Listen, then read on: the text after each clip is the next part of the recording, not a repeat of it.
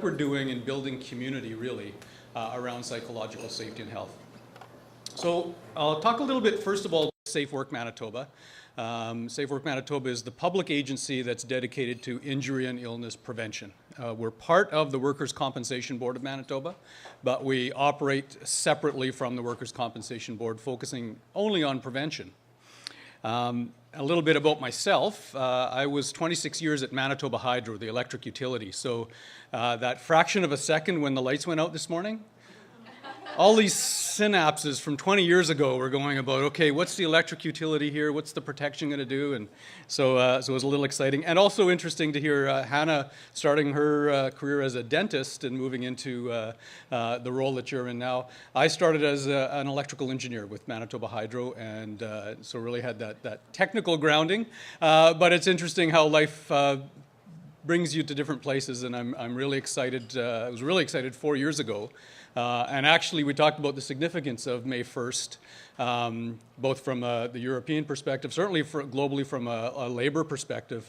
But May 1st was also the day that I started 4 years ago as the Chief Operating Officer of Safe Work Manitoba. So it's a good anniversary for me as well. So some may ask, why psychological safety and health? Why would a public agency focused on injury prevention be focusing on psychological safety and health? And I think we've seen some of that evidence here today, and I'm often challenged with that. You know, we look at our stats in Manitoba. I bet you it's not that different than Ontario. You know, 2/3 of the injuries we have are musculoskeletal. Why wouldn't we just be focusing at least 2/3 of our energy, if not all of it, on those injuries?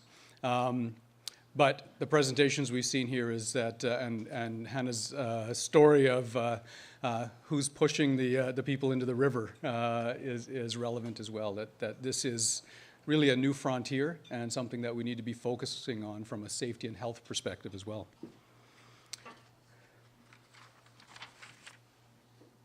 So I'm going to talk about our journey, and maybe even before I get into it, I want to get an idea of you in the room. So this is the first group participation part of the day. What's that? In the safety and health world, you often put yourselves in one of three boxes: the labor or union perspective, the management or employer perspective, or the public agency, policymaker, government perspective. So how many are in that, come with the lens from that first view, the labor union perspective in the room? I expected more, actually. How many come from a executive, management, employer perspective? Just 1, 2, 3. Oh, yeah. After seeing the number of union hands that went up, you know, it's a little reluctant. And then how many come from a public policy government perspective? So a good mix. Good. So I want to certainly start by saying that my primary lens that I bring to this and everything else is that public policy, social change perspective in terms of Safe Work Manitoba. But I also bring that management lens. And so, you know, when I look at my work, I've got a team of individuals, a certain amount of money and resources. How do I spend that in the most effective way in order to achieve whatever the purpose is that our organization is intending to achieve? You'll see that my talk is a lot about building community. Yes, we ended up with a great strategy that we're implementing. I've got about 20 copies at the front, but it is online for those that don't want the paper copy. But my presentation talks more about how we got there, and I think the overall lesson is you're not going to do it yourself. Whichever of those roles you're in, you're not going to do it yourself. It's about building community. So when, and I imagine it's very similar in other jurisdictions, but everybody has a 5-year plan. And so actually that's why I was hired, was to implement this plan over here, which is Manitoba's Workplace Injury and Illness Prevention Plan, 5-year plan. And there's a piece in there in mental health, one of the action areas. But we are really pleased to see that the Department of Health, and in particular one branch of the Department of Health in Manitoba called the Mental Health and Spiritual Care Branch, also had their own 5-year plan around mental health. And there was an overlap because they were looking at mental health from a societal perspective in Manitoba. We were looking at mental health from a workplace perspective. they had an activity or an action in their plan that talked about engaging employers and workplaces. And so we started out really from a great collaboration and community building perspective. And that was really exciting to start that way, to say we really weren't alone in fulfilling our mandate, that we had a strong partner to start with. And that really led to the formation of a coalition, because we very quickly realized, and I'm often challenged to say, what makes you an expert in mental health? And I'll say, whoa, wait a minute, that's not me, I'm not an expert. But what we can do is pull the experts together. And so, so we created this coalition, an advisory group that was really made up of community mental health organizations in Manitoba, representation from the Manitoba Federation of Labor, workplace safety and health organizations and professional industry-based safety associations, health and safety associations. We had employers, very important to have employers, both from the public sector, a dominant player was Brandon University, and also from the private sector, and Palliser Furniture that makes furniture in Canada, and very well known. They had representative on this group as well. And then human resource professionals, and that's the criticism that we often get in the safety and health world, at least in Manitoba, is mental health, all of these stress issues, those are HR issues, they're not safety issues. And we said, let's not argue about whose issue it is, let's work together on it. And so, so this coalition came together, and really the focus was, we took bits from both of the 5-year plans that we were working on, champion and promote the CSA standard, which Sue did a great job talking about, influence peers and employers across Manitoba. One of the pieces of the Department of Health's plan was a knowledge exchange event, and so that became part of the mandate of this coalition. And to serve as an advisory group to our plan, and it was a very fruitful exercise. We also put an end time on it. It was really just 2 years in 2015 and 2016 that this group would be in existence and focus on these pieces. So let's talk about this strategy. So we had a mandate to develop a strategy, and as I said, a lot of it is about the journey of how we got there. It's a great finished product, but I want to talk about how we built it and how in the process of building it, we did build community and are focusing not only on the small tactical pieces that are very important, but the community and collaboration that we built as we did this. So the first thing we did was a jurisdictional scan, was the research before we started building this. And the first part was a jurisdictional scan. Naturally, we talked to others like us in other parts of the country, so the workers' compensation boards and the WSIB. And we put a focus on implementing the CSA standard, making the CSA standard for psychological safe and healthy workplaces meaningful and practical for the employer setting. And what we very quickly found is that we were out in front in terms of taking that approach. And so we didn't learn a lot from this jurisdictional scan at the strategy level, except that everyone was paying attention to what we were doing as we built this. We also looked at statistical analysis. I shared a little bit about that. Manitoba, 1.6% of the claims are psychological. So you'd say that's not a big part when you've got other big chunks like over 60% are musculoskeletal. But the fact is that those claims cost 3 times more than the average non-psychological claim. And very many other claims, violence would be one of them, but many other claims have a psychological dimension to them. And so when we dug deeper, we found that it really isn't just a matter of putting psychological WCB claims in a box and saying this is how many we're going to prevent. It becomes a dimension of almost every other type of injury there might be.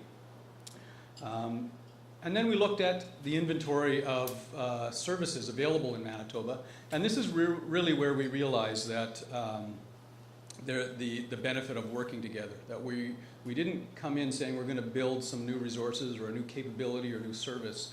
It's really how can we start aligning what's already there, the good work that is already being done by many organizations.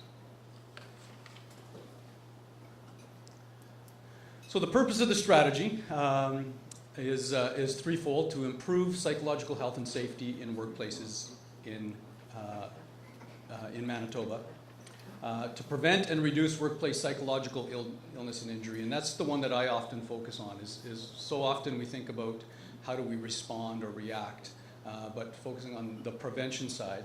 And that also becomes an argument where some will say, you know, how can you focus on the claims that you have? The nice thing working solely on prevention is you don't have to worry about the response afterwards. That's someone else's job and an important job, but we can focus on preventing, and so they don't become claims. And focus on workplace culture. We've done some great work in Manitoba with the Institute of Work and Health, with Dr. Ben Amick on safety culture, which is really just a subset of workplace culture. And I think some of the things we've seen, certainly in Hannah's presentation, talked about those elements that are an important part of a safety culture. And we focused on two pillars. I've talked a little bit about partnerships, first of all, that partnerships with other community partners, partnerships between the Workers' Compensation Board, and in Manitoba, the Department of Labor's Workplace Safety and Health Board, the regulator, and also our industry-based safety associations. We saw them as an important partner and really, in a lot of ways, delivering the services that are developed. And the second one is using a safety and health lens for managing psychological safety and health. And so using a term like psychological hazards in the workplace causes one to put the management of that challenge and that issue through the safety and health lens. And so you have to have a safety and health program to protect your workers from physical hazards. You use that same approach. And you know, through all of this, that's often the one that's been challenged. But it's not challenged in workplaces where the workers already face physical hazards. Because if there are significant physical hazards, either by necessity in terms of legal requirement, or the more enlightened employers realize this is just the best way to run my business is to look after the physical safety of the people in this workplace, they very easily adopt that same approach to managing this new type of hazard, this psychosocial or psychological hazard.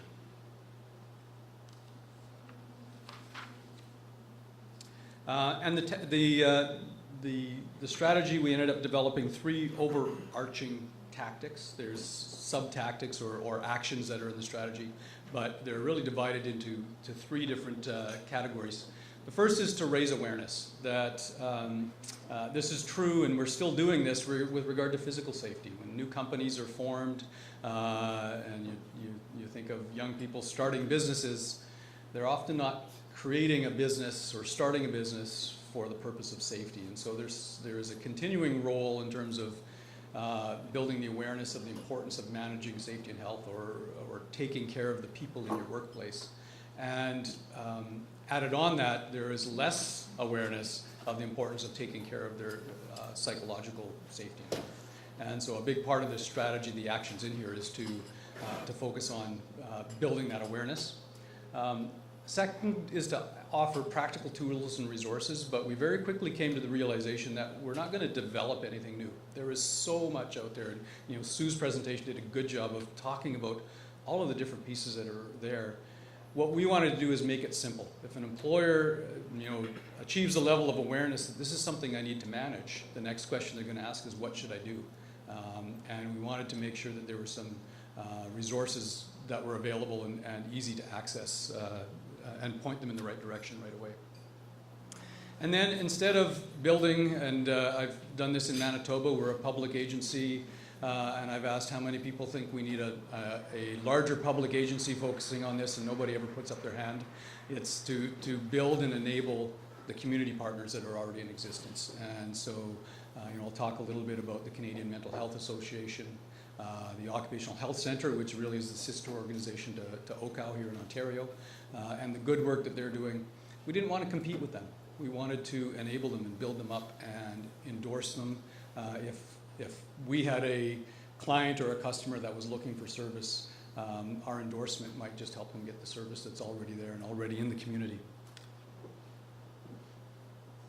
And that work really started with that coalition I talked about, where we realized that there's so much good work already happening in this province, that we didn't have to build something new. So some of the things that we have done in the standard already are, first of all, I talked about that knowledge exchange event, and for us this really crystallized the importance of focusing on this and the hunger really for more information. It was a great event. We had some excellent speakers from both the Great West Life, as well as Jody Samra from the organization. She's an organizational and research consultant. But it sold out so fast, and the audience, it was about 200, 220, were so engaged, and you know, it was one of those conferences where people weren't leaving afterwards. They were wanting to stand around and talk, and it really opened our eyes to, there really is a hunger for information on how to manage this in our province. And really helped us point towards, and I mentioned the Occupational Health Centre and the Canadian Mental Health, CMHA, Canadian Mental Health Association, the Manitoba chapter.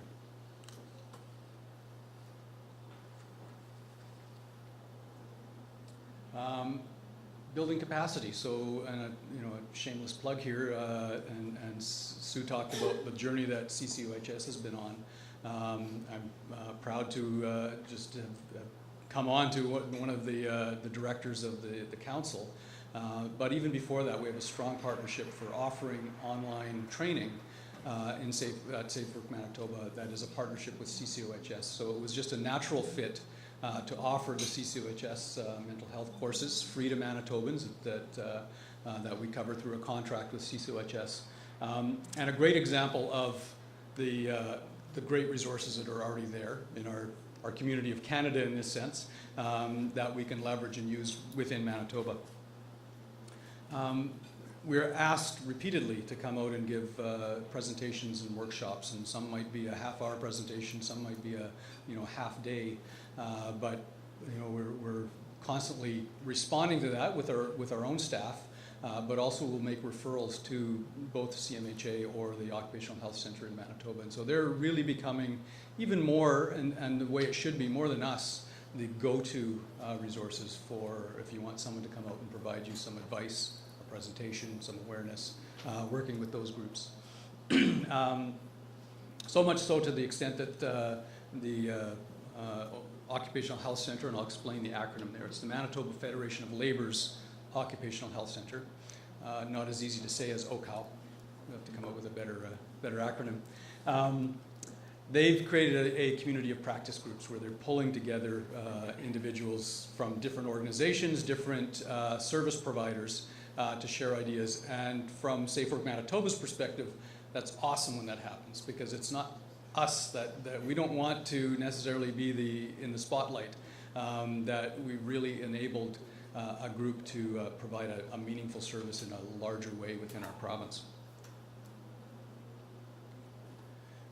The other thing that we introduced as part of our 5-year plan was a certification program. So a company can become certified in their safety and health program. And we left it open for additional dimensions. And so we have a piece on vulnerable workers, that's a part of becoming certified. We have a piece on beyond worker participation in terms of committees and so forth, but really engaging the workforce in the certification process. And we also said, those companies that have an excellent safety and health program, in the spirit of continuous improvement, what's the next dimension that you're going to explore? And so psychological safety and health, and having a program for psychological safety and health fits nicely into the certification process. And we made sure that that's something that those enlightened organizations that have a great program already can continue improving their program, and we can provide resources to do that. I should as well say that safety culture is a big part of the certification program. So when an organization decides that they want to become certified and starts down that path, They complete a safety culture assessment that we, as I mentioned, work with the Institute of Work and Health. And there's a lot of dimensions in there that really aren't safety related. There's a few of them, but if you think of things like leadership, trust and respect, accountability, strong communication, a learning organization, those are pieces that really don't necessarily have to do anything with safety and health. They have to do with having a good culture in your workplace. And those are all dimensions that you see as part of the CSA standard, as part of some of the work that we've seen here today are very important parts of having a healthy culture so that you can have a well-managed psychosocial hazards within the workplace. We also streamline the tools and resources that are available on our website. So mainly Manitoban employers can come here and get some good guidance about where to go. Some of these links most of these links actually will take you to other places. They may take you to some of the CCOHS material that Sue talked about. It might take you to some Great West Life material. It might take you to some Health Canada material, but it puts it in one place that you can start, and if you want to start managing psychological safety and health in your workplace, you can come here and get started. And then our own journey. And so the Workers' Compensation Board of Manitoba, we essentially said, and Sue talked well about this as well, if we're going to preach it, we better do it. And we better talk about how we're going to manage this here. Sadly, in workers' compensation boards, that workplace security, workplace violence is a reality. And when I look at the people that I work with, the 600 people at Workers' Compensation Board of Manitoba, I see dedicated, compassionate people. A lot of them share that same caring profession, taking care of others. And sadly, when someone is injured on the job and is going through a big change in their life, sometimes they lash out to people that are trying to help them. And so there is a workplace security mandate. It's a big part of our safety and health program, and a workplace violence reality that we need to manage. And even if it doesn't result in violence, it can result in threats and stressful situations and tense conversations. And so it is a reality that we need to manage for our workers in our workplace.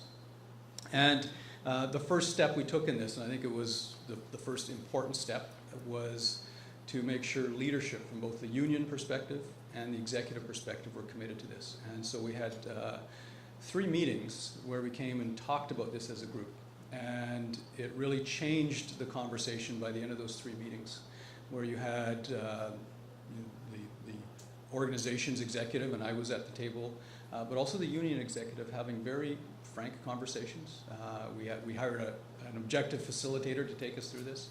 And I can say there was a lot of personal sharing. There's a lot of sharing of our personal situations and how this is meaningful to us. There were some tears, and there were some very emotional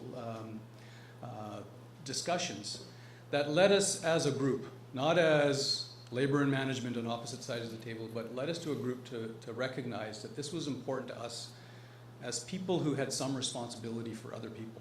And I think it brought us together as a team, not as two sides, to focus on this particular issue that was very clear, was very meaningful. The fact that we were meeting in the first place, meaningful for all of us as leaders, but the realization that we needed to work together.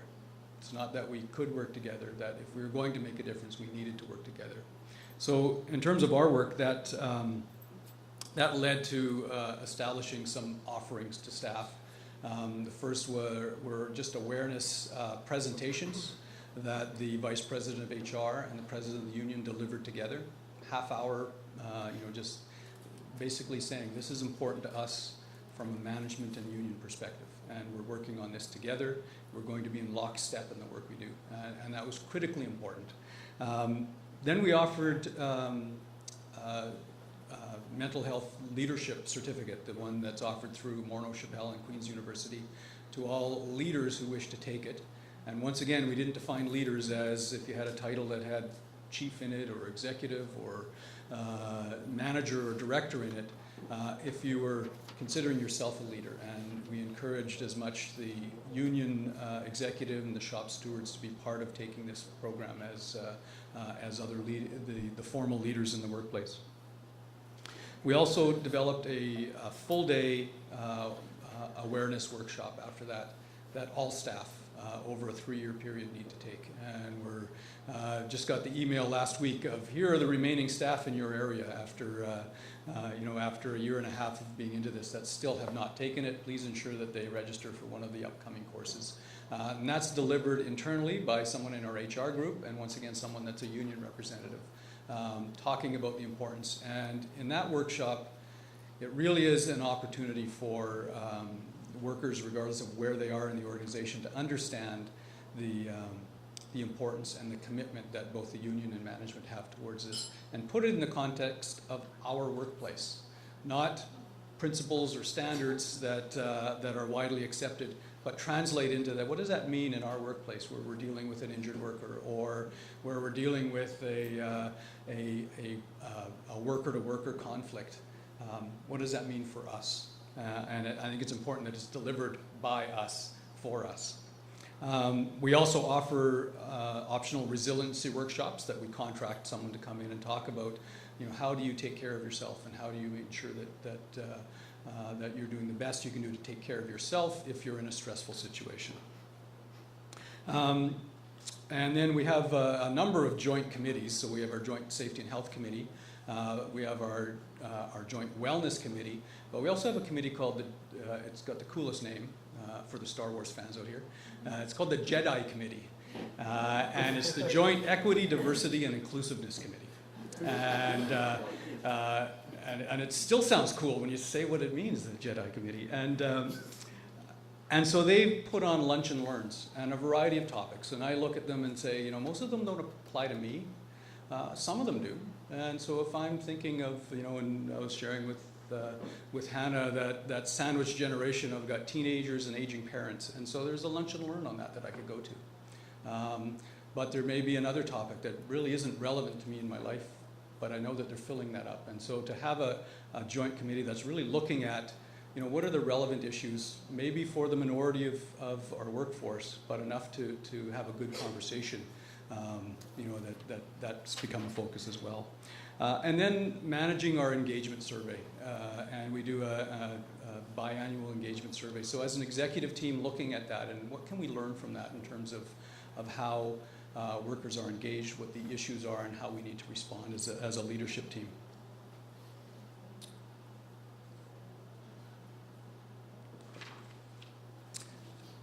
Which really brings me to the last part of the conversation, is the next steps. And I thought this was a great slide, because I think in a lot of ways they may be the first steps. And we are, in a lot of ways, in our infancy as a province in the strategy, but also as an organization. And I can see that now looking at what CCOHS has done as their organization. There's a lot of good learnings there. We're not as far down that path. But there's important work that needs to be done. Now, one thing that you learn in safety is improvement is often incremental. And you might be in the trenches every day working hard and thinking, am I really making a difference? And sometimes you need to stick your head up and say, things are a lot different now than they were. In our case, we're looking at 4 years ago. We're just starting our next 5-year plan and planning for that, and realizing, we did a lot. Often we were working very hard and wondering if we're making any difference at all. But we are making incremental moves. And so both as an organization at the WCB of Manitoba, we are continuing to improve, but I think as a province as well, that we're focusing on 3 key tactics that are helping us move forward in a meaningful way, and most importantly, I would say move forward in a collaborative way, and using all of the great intentions from several different organizations in the province to work together in a collaborative way. So, any questions?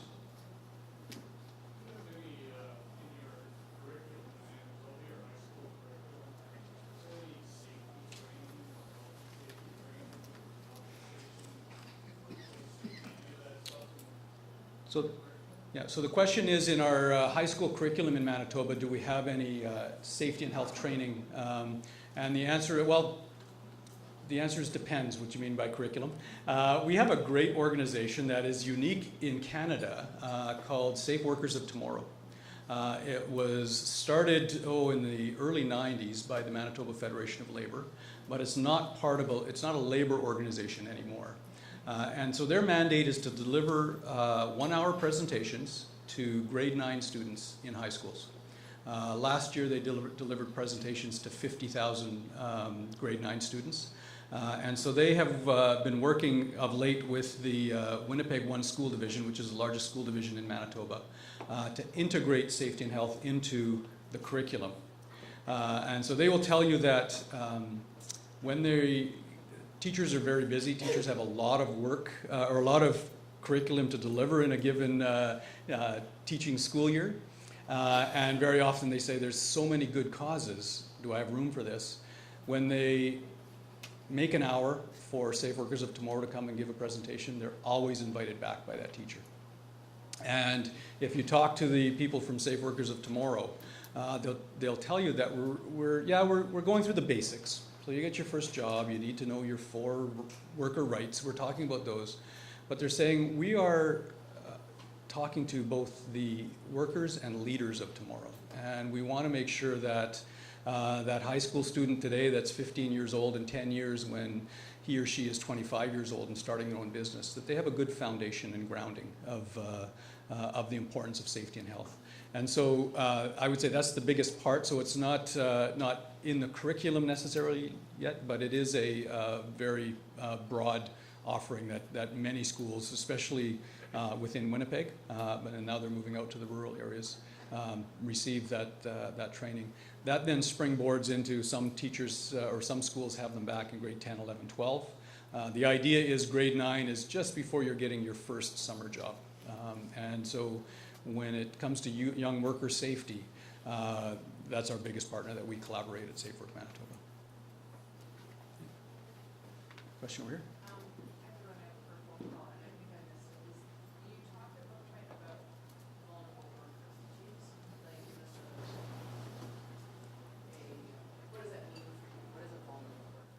So the question is, our certification program talks about vulnerable workers, and the question is, what is a vulnerable worker for me?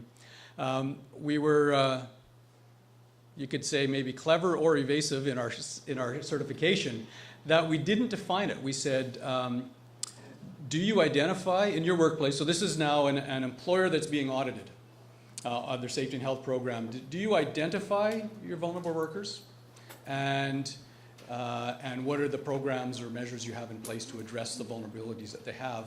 And it's created really an interesting conversation because, and I'm kind of glad we did that, because as soon as you start defining, and the traditional are young workers, new Canadians, Aboriginal workers, you exclude a whole group, or in certain contexts, a young worker may not be the vulnerable worker in the workplace. It could be an aging worker that could be vulnerable.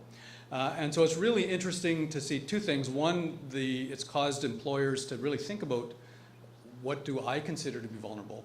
But it's also created a lot of pride, because there's a lot of organizations that say, you know, we have this individual that's hearing impaired and they've been here for 25 years and here's the program that we have in place. Or an organization to say, you know, we hire a lot of new Canadians, especially from this particular ethnic group, and we've developed this really neat mentorship program that when you start, and if you're I think the second most dominant language in Manitoba or in Winnipeg right now is, and I'll say it wrong, Tagalog, the Filipino language, that you're actually teamed up with another worker who speaks your language.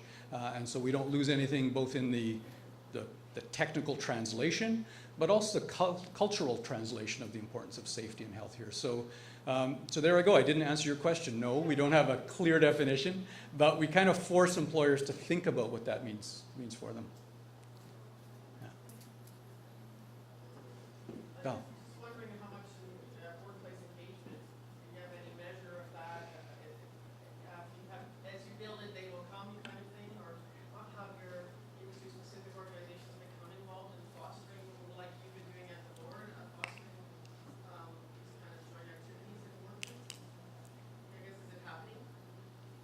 So Val's question is engagement, especially with industries and industry associations, and are they engaging in this standard?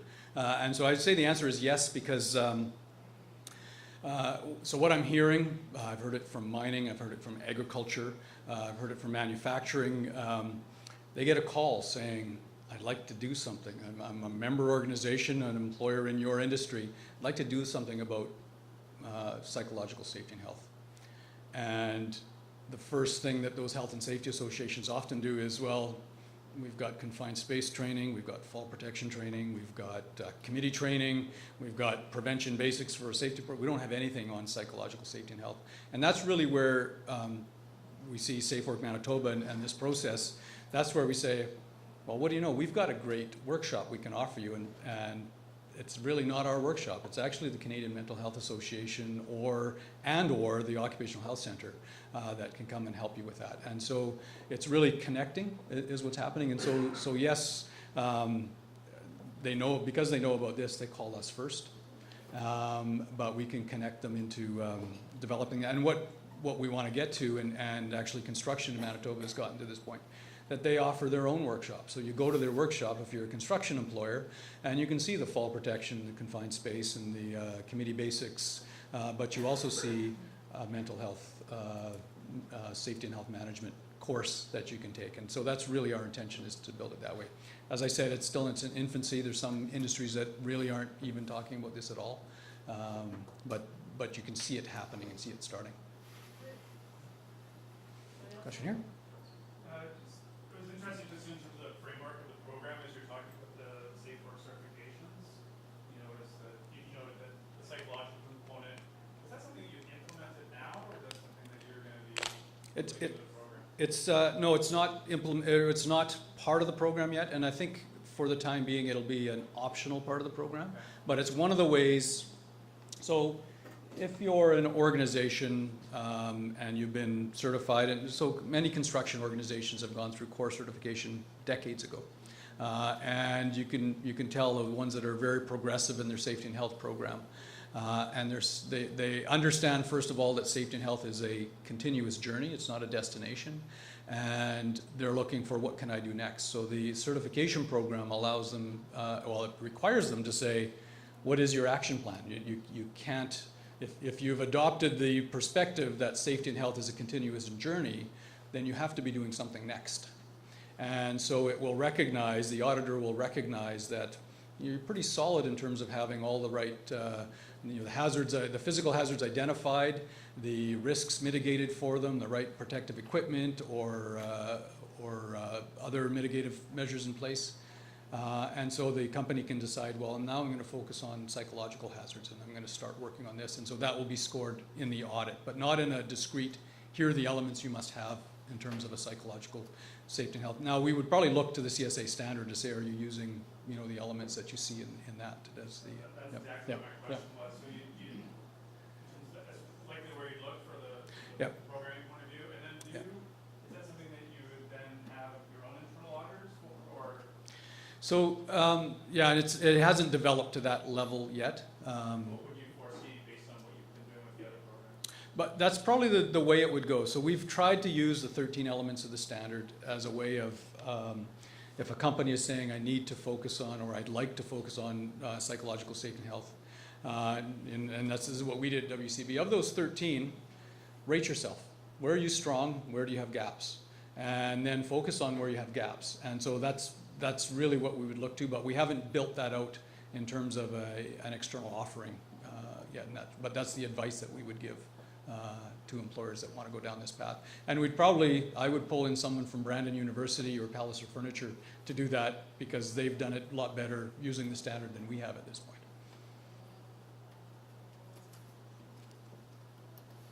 Question in the back?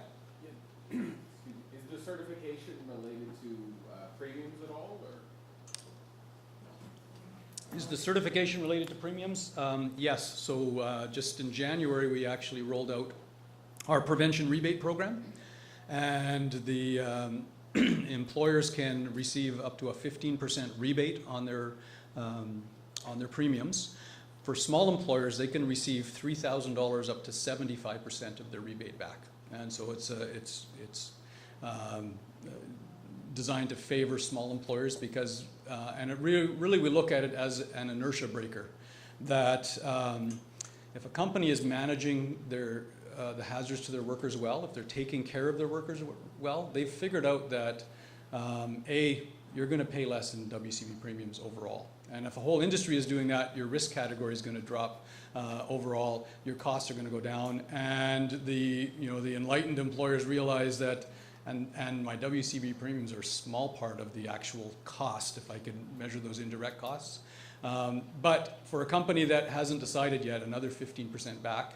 And we rolled it out this year. I got a phone call from a small employer that paid $1,000 in premiums, and we sent him a check for, or issued him a payment for $750. And so he phoned to tell us that we'd made a mistake, that there's something wrong. And I said, you've been certified in your industry, and you're a small employer. Not many are. And this is the recognition that you've reduced the risk of injury for the people in your workplace in a demonstrated way, that you should pay less. Insurance is all about paying for the risk that you're facing, that you get this back. So yes, so certification is tied very closely to that new rebate program.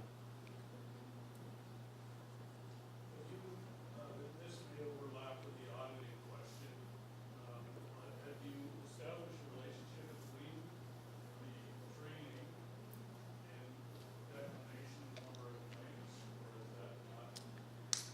The training. Actual numbers, you can say to the employer, you provide this psychological training, mental health training, you could expect your claims to go down by X amount. That number. I wish we had that, yeah.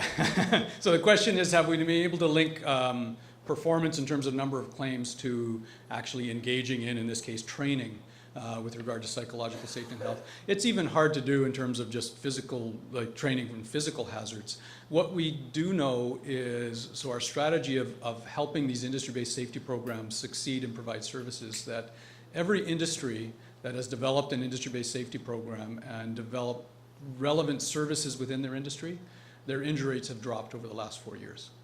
But we can't pinpoint it to say it's this particular activity, it's this consulting versus this training versus the certification process that's resulted in that. But yeah. All right, well, thank you very much for your time, and go Jets go.